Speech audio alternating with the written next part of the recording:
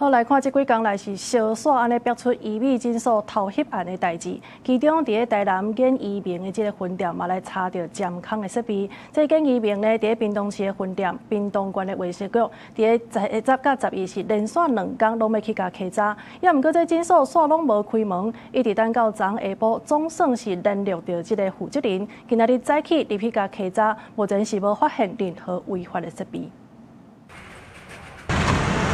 第3天啊，鐵門總算拍開，衛生局人員和警方做伙進入建醫明佇屏東的醫美診所稽查。屏東衛生局表示，11下晡4點半就聯絡到姓吳的負責人，因為伊佇台南配合調查，所以一直無法度接電話。調查了，就佇5點左右請員工開門，順利進入屏東分店稽查。衛生局講，暫時無查到違法的監控。本局經多方聯繫吳姓負責人後，於5月11日下午5時許再次至現場稽查。現場查核未發現與通報案件相同款式之偵煙器型針孔設備。美容診所偷翕事件燒煞曝光，找到台南建醫明中西區的分店天棚，嘛有發現監控攝影機。隨通報檢警調查，屏東衛生局接到通報，初10早起到屏東仁愛路的分店要稽查。診所所表示禮拜休困無開，11早起到場，診所閣臨時公休，互人懷疑是毋是咧閃秘。到11下晡才聯絡到交保的負責人。另目前已完成全縣12家醫療機構